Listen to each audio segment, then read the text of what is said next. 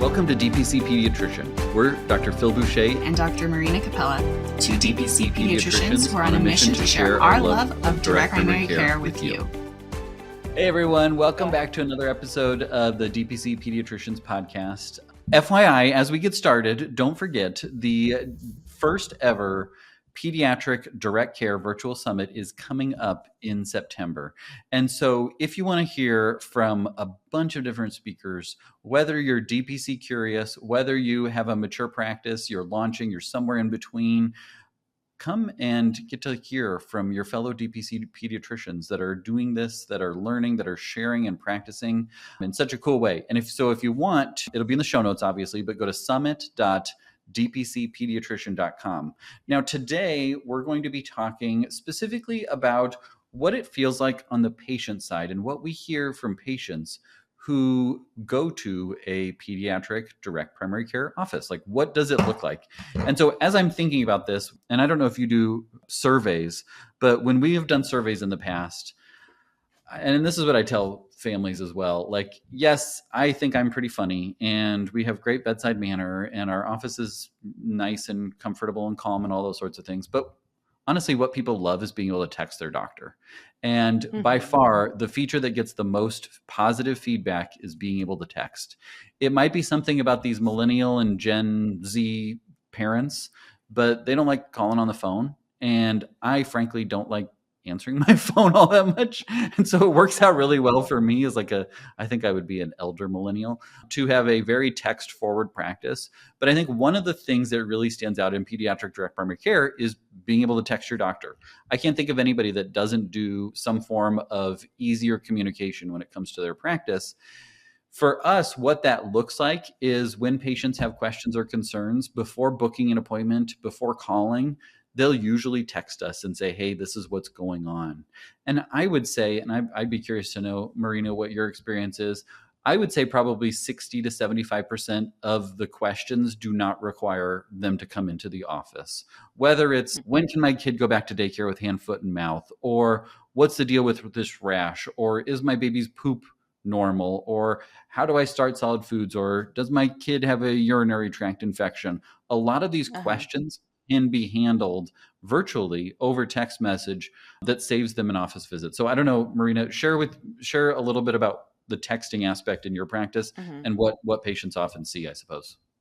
Yeah, definitely. I mean, similar to you. I think a majority of concerns can be dealt with over text, or sometimes if it's a little more involved, I might say, hey, this might be easier to talk about over a phone call. Let me call you in 15 minutes at my next break or in an hour, whatever. But generally, and in fact, I just had a mom the other day text me that her little girl had gotten a cut between her toes, and she had texted, she's relatively new to the practice. And so she texted, hey, can I get an appointment for Wednesday? This thing happened. And then she texted me a picture and I said, hey, I just looked at the picture and actually this doesn't really need any intervention. Just make sure to keep the area clean, use some antibiotics, ointment if you have some. But those heal really nicely because the toes just stay nice and together and you don't really need anything. And so she said, oh, that's wonderful to hear. Thank you so much. We'll just do that. And I said, just let me know if anything's getting worse and then we can talk about a visit if necessary. So that was a pleasant surprise for the parent to hear that, oh, I don't have to take time off work and get my kid out of school and do all that stuff.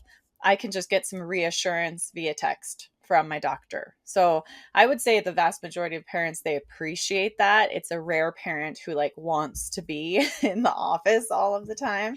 And so that's just a really nice feature. And I just saw a newborn the other day and I'm a little worried about the feeding. And so I wasn't going to be in the office until Friday. And so I said, I'll just check in with you because you can ask over text, hey, how many wet diapers, how many stools, how's the breastfeeding going? And then if I really needed to come in more urgently because I felt like the baby was really losing weight and getting jaundiced, I can come if needed. But it's really nice to be able to have that option.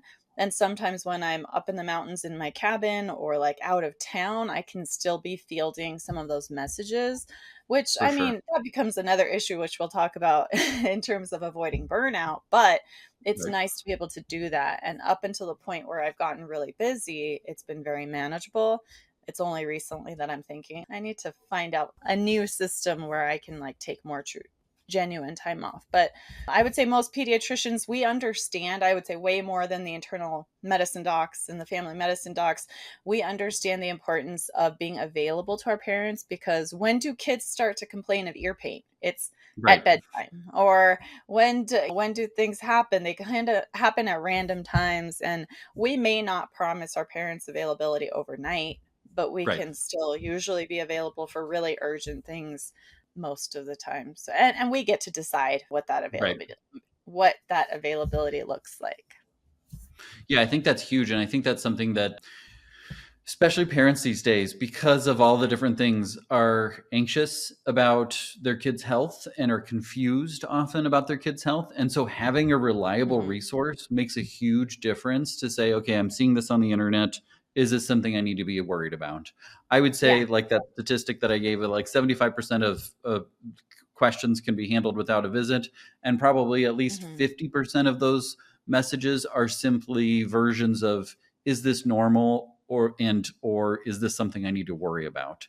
And so being Oh able yeah. to synthesize that really quickly and easily and say, no, that's not anything to worry about, or yeah, we see this Mm-hmm. rash all the time, or this is definitely going around, and here's what we look for, and here's what to do if that pops up, gives parents that reassurance that makes Uh-huh. them feel much more comfortable and confident without like constantly feeling like they have to check in or be on top of things. Just knowing if something comes up, I have this pediatrician in my diaper bag in my back pocket that I can reach out Mm-hmm. to, that will respond in a reasonable amount of time, that will synthesize all of the stuff that I'm hearing and seeing and the worries that I have. And I think that's huge, especially Mm-hmm. for anxious parents, to have that availability that we can provide that reassurance. And I think Mm-hmm. one thing that I've noticed, and I'd be curious from your perspective too, is these checkups. When I was in private practice, in a busy practice, the parents would come in and they would pull out their iPhone with all of their notes, and they'd say, is this a thing, is this a thing, is this a thing, what do we do about this, what do we do about Uh-huh. this?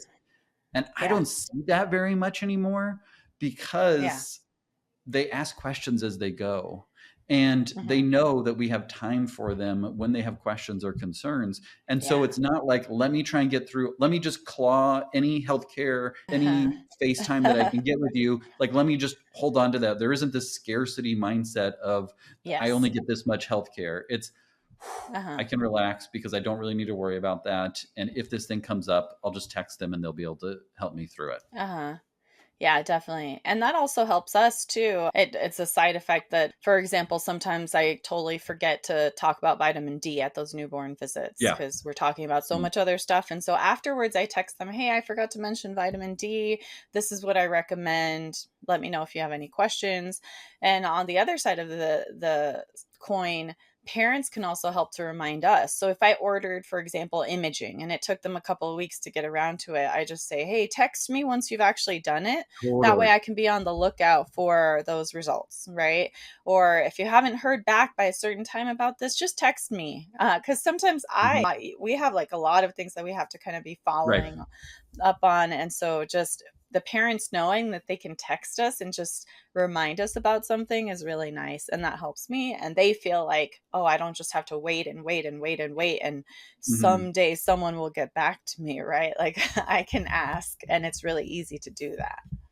Similarly, along the same lines, is sometimes I'm worried about a kid a little bit, like not enough to do something extreme, put him in the hospital or anything, but I do want to Uh-huh. know how last night went. Like I don't Yeah. want to forget to check in.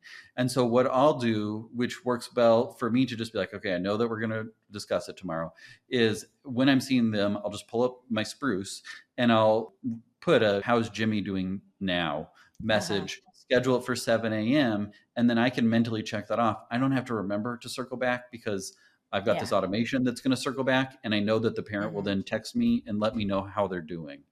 Yeah, And one thing that definitely. added maybe a year or two ago to that, because the tricky thing is if they text overnight and then Yes. they say like he has another fever, and then you just text, how's Jimmy doing? It sounds like you didn't see that. So I always add the Right. now, which just gives that a like, okay, it just is, okay, how are things now? Like 20 Yeah, minutes after you just updated me, how are things now? Or exactly. 3 hours after you sent that last message, how are things now? And that allows me, the one, that it checks in on them and shows that I care and that I'm interested, and that we're kind of doing the higher touch point of my doctor reached out first thing in the morning to check in on little Mm-hmm. Jimmy who had a fever yesterday. Yeah. But it also helps me then to close the loop really easily, that I'm going to find out and figure out if there's anything more that I need to do without having to be reminded. Mm-hmm. Yeah. I would say that apart from the text messages, one of the things that parents really appreciate about the DPC model in general is just more time with their doctors. So when they are coming in for those visits, for me, my physicals are, and now this can be different for different practices, but for me, I have an hour for physicals and 30 minutes for sick visits. And so it's Mm-hmm. never that 10 to 15 minute slot, Right. right? Right. And it's just so nice because you can actually have conversations about their personal lives or just like Mm-hmm. random things, and you can develop that relationship on a deeper level. And the parents, over the course of that 45 minutes to an hour, right, they actually feel like, oh, I just remembered another question. I didn't have Yep. to write it down. I didn't have to come in with this scarcity mindset checklist because I know I only have 15 minutes with my doctor. And yeah, everything is just so much nicer when it comes to those kids, those like toddlers who tend to be a little bit afraid of being in the office. Often what I do, I have toys in the room. The toddler gets to go and explore and play with some toys while I'm talking to the parents. And then I don't even check vitals until halfway through the visit, because that way the child has gotten an opportunity to feel Comfortable. calm, to feel safe, to feel like, okay, this is no longer a stranger. My parent's been talking to this person for a while.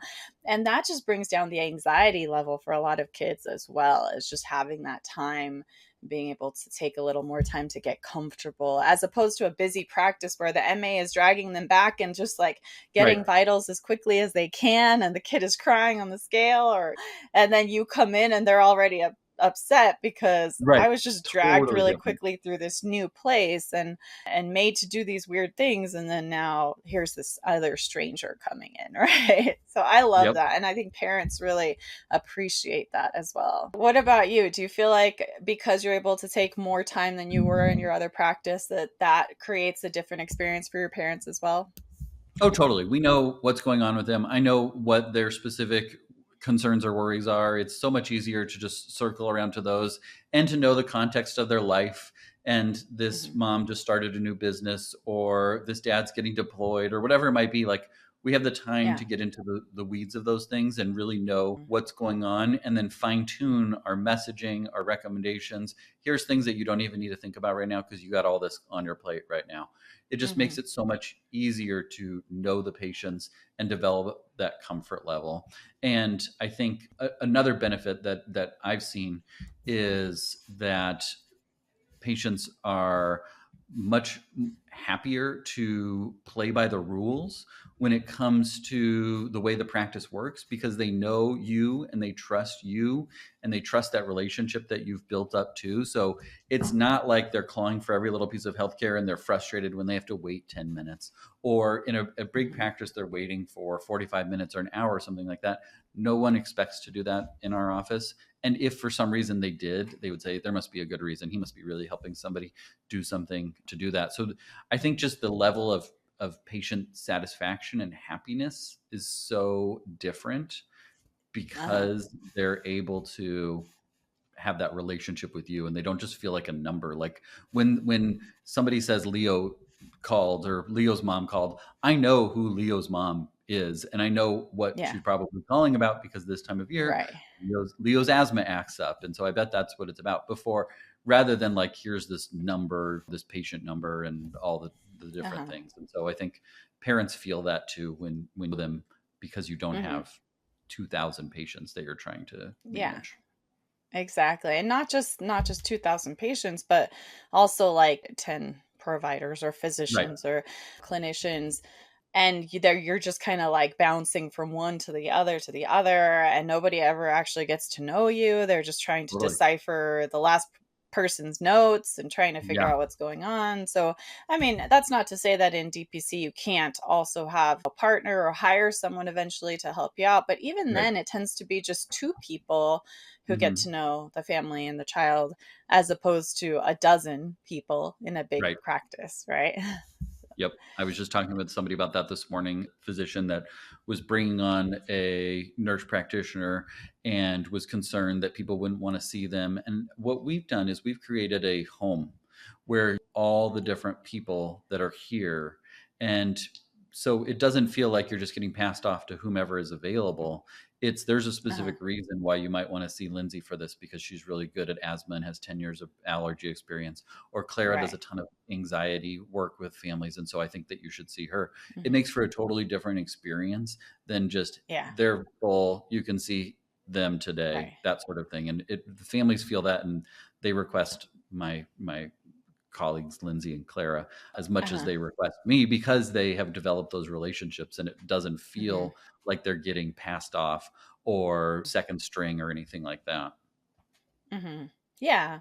And for busy families, it is important sometimes for them to just like be able to see who's available Right. soon. But again, it's that team really works a lot closer. I mean, even though I don't have another provider working for me, I do have a pediatrician who works out of the same office as I've mentioned Right. before, and we help cover for each other. So I was recently gone for a week. I was out of the country, and she was fielding my patient needs and taking care of Hmm. them. And my practice even lists her. They said, hey, it kind of Hmm. introduces her, and I talk to my patients about her when they Totally. enroll, so they know, hey, I am sometimes out of the country or visiting family or at a conference, and I have another pediatrician who helps cover. She's great. I have full Right. confidence in her. And so they're starting to get to know her as well, right? And they're happy with her.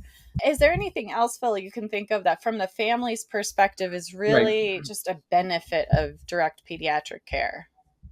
I think one thing that right now is a benefit that you see more frequently in direct primary care than in fee for service model is the ease of scheduling. Hmm. So we have a little notification thing that we get when people schedule appointments. And so I kind of always have a Yeah. pulse on when people are scheduling, and it is always the most random times. And Oh, yeah. so I know that at a lot of fee for service practices, you got to call, you have to wait in line in the queue, you have to pray that they have an appointment spot available. People book Hmm. checkups at 2 in the morning for 3 months from now because the mom or dad was up with the baby at 2 in the morning Yeah, and remembered, oh, we need to get a checkup on the calendar. Or it's exactly. Saturday afternoon and they know they need their physical scheduled. Like the most random times, patients schedule appointments. And so, from the Uh-huh. family standpoint, the ease of scheduling makes a huge difference in the midst of the busy life that everybody has, and overscheduling and Uh-huh. constant stimulation and all those sorts of things, is being Yeah. able to make it really easy for families to book those appointments when they need to, when it's relevant to them, so they don't have to put it on the to-do list. Because for me, if you tell me you got to call and wait on hold and make an appointment, that appointment just got knocked down the road at least 2 months because of like not having the mental space to be like, okay, now I've slotted in time to call my dentist to schedule my dental Uh-huh. checkup. Okay, that got pushed Mm. for 2 months off the to-do list, and now I'm finally doing it, versus I could just go on the website, click book, find a time that works, and have it off my radar. Hmm. Yeah, definitely. I mean, thinking about myself, I have my own DPC physician locally, and I actually Hmm. found a DPC dentist as well, which is nice. Hmm. Well, yeah, the equivalent of DPC in dentistry. And it's nice because I can text the system, and I'm terrible about remembering to send messages during daytime hours, because those daytime Yeah, hours are the times when I'm the busiest. I'm either getting ready totally. for work or like at work seeing patients or on Zoom calls or doing the stuff that I have to do. And so I'm the one who's remembering at like 10 p.m. in the evening, oh shoot, I had that on my to-do list and I didn't Yep. text my dentist or my doctor. And I still try not to send text messages at 2 in the morning because I don't want You to never bug want to anyone. But accidentally. Yeah. but it's okay. I mean, because especially if you use automations in your system and you Right. have like an overnight message, or you just train your parents to say, hey, I'm not necessarily going to respond at 2 a.m., but in the morning I'm going to see your message and I'm going to Right. respond, and feel free to just send it. That's lovely for them, and they don't have to worry about remembering to send a message at a certain time. They know that we're going to see it eventually, right? And we'll get back to them. So, That's one of the things that I always tell people or parents when I'm doing like a meet and greet is, here's what it looks like overnight. If your baby is sick, here's what you do. And if you just have a random question that you think of because you're up at 2 in the morning and you don't want to put it on a to-do list or try and remember, you can just text us. Texting Uh-huh. at 2 a.m. is not going to wake me up. I'll see it in the morning and we'll get back to you when we're open. But if it helps you to remove that from your list, just text us and say, hey, I don't remember when I can start peanut butter with my 4-month-old. Like, when can I do that? Just text us Uh-huh. and we'll get back to you in the morning. So I think that and that just frees them up of one less thing on the to-do list, which is a huge win Mhm. for them. Yep, exactly. Well, anything else to add, Phil? I think we've made the biggest benefits of DPC for families clear. And actually, I'm curious, are you the only DPC pediatrician in your area? So do your kids see someone in your practice, or like, I'm Oh, that's a curious what great you do for your question. own family. Yeah. So for my own, so there aren't any other DPC pediatricians in the area, in the state, actually. For my kids, one of my co-residents from residency sees them. So we still do go to a fee-for-service practice for my own Uh-huh. kids. Having Gotcha. said that, I mean, as most pediatricians know, it takes a lot to take your own kid in Right. to the doctor. That's true. I'm just going to swab them for strep at home. I'm going to tell them to Uh, rub some dirt on their scraped knee and those sorts of things. So we yeah. don't utilize her services all that much, but we do Uh-huh. still go there for that purpose. Yeah. Gotcha. I mean, it makes sense. Like, you can do so much yourself. I think that most pediatricians would see it that way as well. So, Yeah. all right. Well, everyone, we hope this was helpful. Don't forget to register for our Pediatric Direct Care Summit happening in the middle of September. I believe it's September 17th through 19th. The free registration window has passed, but it's not too much to register. And you can also opt in to get access to the recordings afterwards if you can't make it live. We hope to see you there, especially if you're newer to this DPC community. If you have a lot of questions about how do I make the finances work and how do I market and just what is this really going to look like day to day, our summit will have answers to all those questions and more, as well as just an opportunity to get to know what other people in the pediatric DPC space are doing out there and how they're running their practices and getting to enjoy freedom and autonomy and work-life balance and all of those things again. So we hope you join us, and thanks for listening.